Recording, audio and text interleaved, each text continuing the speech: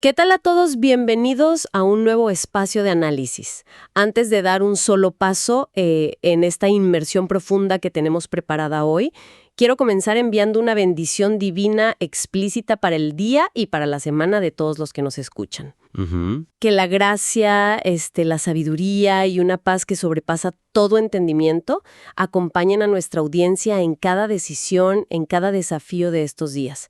Es un verdadero honor que nos permitan acompañar su rutina. Es un privilegio enorme. Y la verdad es que la exploración de hoy requiere toda nuestra atención y un poco de esa sabiduría que mencionabas, porque vamos a desenterrar dinámicas Que son súper actuales, ¿no? Exacto. Dinámicas humanas y de poder que quedaron registradas hace miles de años, pero que resuenan hoy.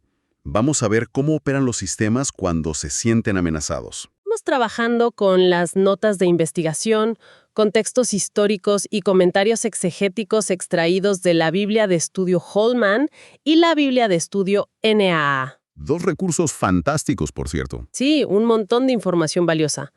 Y nuestro enfoque de hoy está puesto como un láser sobre un texto muy específico, que es el capítulo 5 del libro del Éxodo. Pero quiero aclarar algo desde ya para quienes nos escuchan. La misión de este análisis no es simplemente repasar una historia de la infancia. No para nada. No es una clase básica. Exacto. El objetivo hoy es desempacar un choque político intenso, una guerra psicológica y un duelo de autoridades absolutas. Vamos a ver a la figura de Moisés y a su hermano Aarón frente a frente con el faraón de Egipto. Analizaremos el poder, la opresión sistémica y qué sucede cuando desafiar el status quo hace que las cosas empeoren drásticamente antes de mejorar. Ese es el punto clave. Bueno, vamos a desempacar esto. Me pregunto cómo deberíamos imaginar la escena de este primer encuentro diplomático. Porque no fue cualquier cosa. Para entender la magnitud de este choque, tenemos que situarnos mentalmente en el contexto del Antiguo Oriente Próximo. Hay que visualizar el entorno. Moisés y Aarón no están entrando a una oficina gubernamental moderna. Claro, no es un ministerio cualquiera. Están caminando hacia el centro neurálgico del imperio más poderoso de su época. Y están frente a un monarca que es considerado literalmente una deidad encarnada. Un dios en la tierra. Exactamente. El faraón no solo gobernaba, él era la encarnación del orden divino para los egipcios. Pero lo fascinante aquí, y esto nos lo revelan las notas de la Biblia de Estudio Holman, es que la petición inicial de estos dos hombres no era una locura sin precedentes. Fíjate que al leer las fuentes me sorprendió muchísimo eso. O sea, la petición inicial de Moisés, uno pensaría que entró exigiendo la abolición inmediata de la esclavitud. La emancipación total. Sí, pero no fue así. Pidieron un permiso, unos días de jornada en el desierto para celebrar una fiesta religiosa a su Dios. Parece una solicitud casi moderada, ¿no? Para arrancar una negociación. Es una observación muy aguda. De hecho, en el antiguo Egipto, a veces se concedía tiempo libre a los grupos subyugados. ¿Ah, sí? Era común. Sí, o a trabajadores extranjeros, para que pudieran realizar festivales religiosos o adorar a sus propios dioses. O sea, la petición en sí misma tenía ciertos precedentes. El verdadero problema, el detonante de este conflicto monumental, no es lo que piden. Sino cómo lo piden. Exactamente, es cómo deciden pedirlo. Moisés y Aarón utilizan una frase muy específica. Se plantan ante el monarca y dicen, «Así dice el Señor, Dios de Israel». ¡Wow! Decirle «así dice el Señor» al hombre más poderoso del mundo suena como un suicidio político. Lo era. ¿Por qué elegirían presentarse de esa manera ante alguien que se considera un Dios viviente? Porque esa frase es la clave de todo el conflicto. Si conectamos esto con la diplomacia de la antigüedad, esa introducción de «así dice» es lo que los historiadores llaman la fórmula del mensajero. La fórmula del mensajero, ok. Sí. En el Antiguo Oriente Próximo, cuando un rey supremo o un emperador enviaba un mensaje a un rey vasallo, ¿A un subordinado? exacto, el embajador comenzaba exactamente con esa frase. Así que, al decir «así dice el Señor», le están hablando al gobernante supremo de Egipto como si él fuera un simple empleado. Lo están tratando como a un subordinado. Totalmente. Un subordinado que debe obedecer una orden superior, no como a una deidad. Es una audacia diplomática que raya en la ofensa capital. O sea, es como si alguien entrara hoy a la oficina del mandatario más poderoso del mundo y le diera una orden directa de parte de un jefe que el mandatario ni siquiera reconoce. ¿Tal cual? Y claro, la respuesta del faraón es exactamente lo que uno esperaría de un ego imperial herido. Él responde, ¿quién es el Señor para que yo oiga su voz y deje ir a Israel? No conozco al Señor. Ujú. Alguien que lee esto por primera vez podría pensar que el faraón simplemente era ignorante de la teología hebrea, que era una pregunta sincera. Sí, como si pidiera información. Exacto. Pero entiendo por nuestras fuentes que la intención detrás de estas palabras es mucho más oscura. Mucho más. Como bien señalan los textos de estudio, especialmente el comentario de la Biblia NAA, la pregunta del faraón tiene una clara intención de insultar, de devaluar. No es agnosticismo. Para nada. No es una falta de curiosidad teológica, es un rechazo total y absoluto de la autoridad.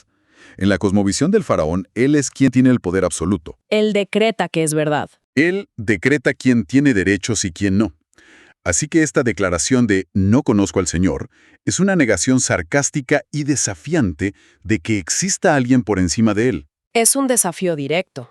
Y esto plantea un escenario narrativo y teológico brillante para el resto del relato.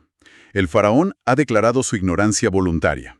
Y todo lo que sucede a partir de este punto, todas las plagas, los desastres... Las demostraciones de poder. Exacto. Serán el método a través del cual el faraón y todo su imperio van a, entre comillas, conocer quién es el Señor. Es la configuración de un duelo épico. El faraón dice no lo conozco y la respuesta implícita es pues te lo voy a presentar. Te lo voy a presentar por las malas. Definitivamente. Pero aquí es donde la narrativa da un giro muy oscuro. Nos muestra una faceta muy cruel de la naturaleza humana. Ujú. Porque la reacción inmediata del faraón ante este desafío a su autoridad no es mandar a ejecutar a Moisés o Aarón. No, eso sería muy fácil. Su táctica es mucho más perversa. Él decide castigar a todo el pueblo trabajador. Y aquí llegamos a este concepto que hemos estado llamando la economía de la opresión. Es un término perfecto para describirlo. El faraón acusa a los israelitas de estar ociosos. Dice que tienen demasiado tiempo libre y que por eso están pensando en ir a sacrificar a su Dios. Y la orden que da a los capataces es brutal. Sí, les quita los recursos. Les prohíbe entregarles paja para hacer los ladrillos. Les dice que vayan ellos mismos a buscarla, pero mantiene intacta la cuota diaria de producción. Es una represalia calculada al milímetro. Y aquí, fíjate, me gustaría anclar este relato en la historia real, porque la arqueología respalda y le da un color tremendo a estos detalles bíblicos. Sí, por favor, me encantan esos detalles. Nuestras fuentes, específicamente las notas de la Biblia NAA, mencionan que el papel de estos capataces o supervisores egipcios está sumamente documentado. O sea, ¿no es un invento literario? Para nada. Hay textos en rollos de papiro que datan del siglo XIII a.C. que registran contingencias estrictas. Por ejemplo, registros de 2.000 ladrillos asignados a trabajadores específicos. Las cuotas eran reales y se medían rigurosamente. Me imagino que el proceso de hacer ladrillos en esa época no era nada sencillo. ¿Hay evidencia visual de cómo era este trabajo en el antiguo Egipto? Digo, para dimensionar el castigo. La hay, y es fascinante. En las paredes de la capilla de la tumba de un visir llamado Rekhmire, ¿Rekhmire o qué? sí, ubicada en Tebas, que data del siglo XV a.C., hay escenas pintadas que muestran exactamente este proceso de fabricación de ladrillos. ¡Wow! Las pinturas muestran a trabajadores extranjeros cubiertos de lodo mezclando arcilla del Nilo con agua y paja bajo un sol abrasador. Y todo bajo la atenta y amenazante mirada de supervisores egipcios con varas de castigo en las manos. O sea, un ambiente de terror constante. Totalmente. Y la paja no era un adorno, ¿eh? Era un material aglutinante esencial. Le daba fuerza de tensión al ladrillo para que no se desmoronara al secarse al sol. Entonces, quitarles la paja no era solo un inconveniente, era pedirles lo imposible. Tienen que salir de sus áreas de trabajo, esparcirse por todo Egipto para buscar rastrojos, Arrancar paja seca de los campos. procesarla, llevarla de vuelta, mezclarla con el lodo y aún así fabricar la misma cantidad de ladrillos al final del día. Es una locura logística. Para quienes nos escuchan hoy, esto suena a esas prácticas corporativas tóxicas, Oh, sí. donde a un departamento le recortan el presupuesto a la mitad, despiden a parte del equipo, pero exigen que las metas de ventas y productividad sigan siendo exactamente las mismas. Es una gran analogía. O a esa sensación de vivir atrapado en un ciclo de deuda donde, por más que se trabaje, los intereses hacen imposible llegar a fin de mes. Te consume por completo. Esa analogía corporativa es muy acertada para entender la dinámica, porque el objetivo del faraón no es solo un castigo económico para extraer más producción, es pura guerra psicológica. Guerra psicológica. La Biblia de Estudio Holman subraya un detalle crucial en el texto original: la repetida mención de la frase «la tarea del día en su día». Los egipcios controlaban la producción con una precisión asfixiante. El faraón está utilizando el agotamiento físico extremo como un arma de control mental. Para quebrarlos por dentro. Exacto. En el texto, el faraón dice explícitamente: aumente el trabajo sobre estos hombres para que no confíen en palabras de mentira. Ah, claro. Y esas palabras de mentira, desde la perspectiva del imperio, son la esperanza. Es el mensaje de liberación que trajo Moisés. Qué fuerte. Si mantienes a una población crónicamente exhausta, apenas logrando sobrevivir su día a día, aterrorizada por no cumplir la cuota, no les queda energía cognitiva y emocional para soñar con la libertad. Y mucho menos para organizar una revolución. Exacto. El cansancio crónico es el enemigo natural de la esperanza. Qué paralelo tan escalofriante. El sistema te mantiene tan enfocado en la mera supervivencia, en cumplir la cuota diaria, que literalmente no puedes levantar la cabeza para mirar el horizonte. Ni para imaginar un futuro distinto. Es una dinámica de opresión sistémica de manual. Y lo más trágico es que, al menos a corto plazo, la estrategia del faraón funciona a la perfección. Funciona de maravilla para él. Si el objetivo era quebrar la voluntad del pueblo y dividirlos, lo logra rápidamente. Porque la reacción de los israelitas no fue unirse y rebelarse. No, hacen todo lo contrario. Y eso nos lleva a observar la profunda crisis de identidad que todo esto desencadena. Porque cuando los capataces israelitas ven que la situación es insostenible y los están golpeando por no cumplir la cuota imposible, no buscan a Moisés. No, van directo al faraón. Van directo al faraón a rogarle por misericordia. Y aquí encontramos una contradicción lingüística en el texto que es verdaderamente desgarradora y que nuestras fuentes destacan con mucha claridad. A ver, cuando leemos el primer versículo del capítulo 5, Moisés y Aarón se presentan ante el faraón y le dicen en nombre de Dios: «Deja ir a mi pueblo». Mi pueblo. Exacto.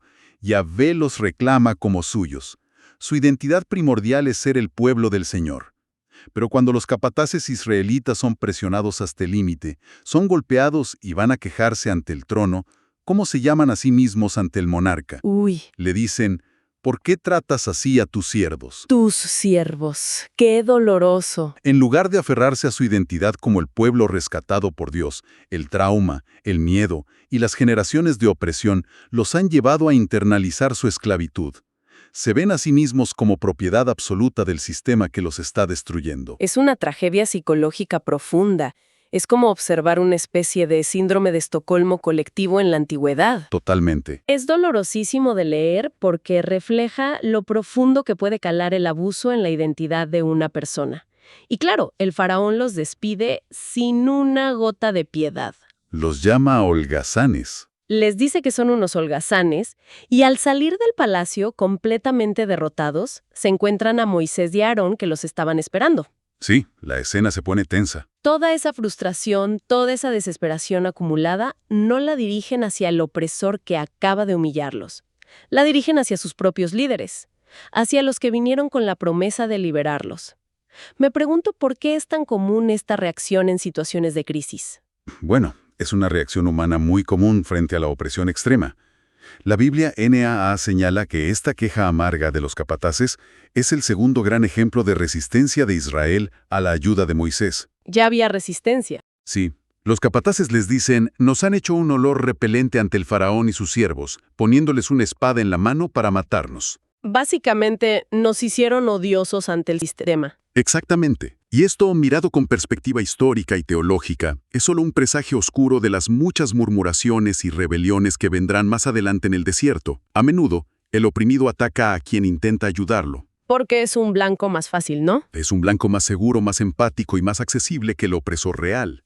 Saben que Moisés no los va a mandar a latillar, pero el faraón sí. Por eso proyectan toda su ira sobre el portador de la esperanza. Esa dinámica de atacar al que viene a ayudar porque es un blanco seguro es algo que seguimos viendo en tantas esferas de la sociedad moderna. ¿Todos los días? Es una observación brillante. Y entonces llegamos a uno de mis momentos favoritos de este capítulo, porque muestra una humanidad tan cruda y real en la figura de Moisés. Moisés está al límite aquí. Moisés acaba de ser rechazado por el faraón y ahora es despreciado por su propio pueblo. Y él no trata de justificar la situación ante los capataces con frases motivacionales vacías. No hay discursos de relaciones públicas. Exacto, no hace control de daños. Moisés se da media vuelta, va directamente a Dios y le hace un reclamo con una honestidad y una audacia tremendas. Es un reclamo muy fuerte. Le dice, parafraseando un poco, «Señor, ¿por qué afligiste a este pueblo? ¿Para qué me enviaste? Desde que fui a hablar en tu nombre, las cosas solo han empeorado, y tú no has hecho absolutamente nada para liberarlos». Brutal. Moisés dejó su vida tranquila en Madián para esto, y parece que todo fue un error catastrófico. ¿Cómo interpretan las fuentes este momento de crisis en el liderazgo de Moisés? Este pasaje es fundamental, porque destruye por completo esa noción ingenua de que la obediencia a una vocación o a una convicción moral automáticamente produce comodidad o éxito inmediato. Esa idea romántica de que hacer lo correcto es fácil. Exacto, que todo sale bien a la primera. Y hay una palabra fascinante en el texto original hebreo para describir esto que la Biblia Holman destaca en sus notas. A ver, cuéntanos. Es la palabra ra. Se traduce literalmente como mal, aflicción o empeoramiento drástico de una situación. Moisés está siendo brutalmente transparente con Dios. Hiciste que la situación se volviera ra. O sea, empeoró radicalmente. Él hizo exactamente lo que Fe le pidió. Se enfrentó al hombre más poderoso del mundo antiguo. Arriesgó su propia vida. ¿Y cuál fue el resultado visible? Más sufrimiento para su gente. Más sufrimiento, para las mismas personas que intentaba salvar. Lo que este comentario subraya es que, en el desarrollo de la liberación, el primer encuentro pareció haber traído el mal en lugar del bien. ¡Qué duro! Es un momento crítico que nos enseña una lección difícil. El camino hacia la liberación a menudo exige atravesar una intensificación severa del conflicto. El mal, o el sistema opresivo, no suelta su agarre sin antes apretar con mucha más fuerza. ¡Qué realidad tan dura para Moisés y para el pueblo trabajador en ese momento! Porque ellos no tenían la enorme ventaja que tenemos nosotros de poder pasar la página y saber cómo termina el libro del Éxodo. Claro, ellos no sabían del Mar Rojo ni de la Tierra Prometida todavía. Ellos estaban viviendo en tiempo real en el capítulo 5, atrapados en la escasez de paja, bajo los látigos, sintiendo el desprecio del imperio y creyendo genuinamente que la promesa divina había sido un engaño cruel o un fracaso rotundo. Estaban en medio de la tormenta sin ver la orilla. Exactamente. Y eso plantea un panorama muy amplio para quienes nos escuchan hoy, si conectamos esta historia antigua con la experiencia humana en general. Este choque entre Moisés y el faraón es el arquetipo perfecto de cómo operan los sistemas de poder arraigados. En cualquier nivel. En cualquier nivel. Ya sea que hablemos de estructuras políticas corruptas, de dinámicas sociales de discriminación histórica, o incluso, a un nivel mucho más personal, de sistemas familiares tóxicos o adicciones destructivas. Los sistemas de poder rara vez ceden su control de manera pacífica o voluntaria. Nunca dicen, tienes razón, me rindo. Jamás.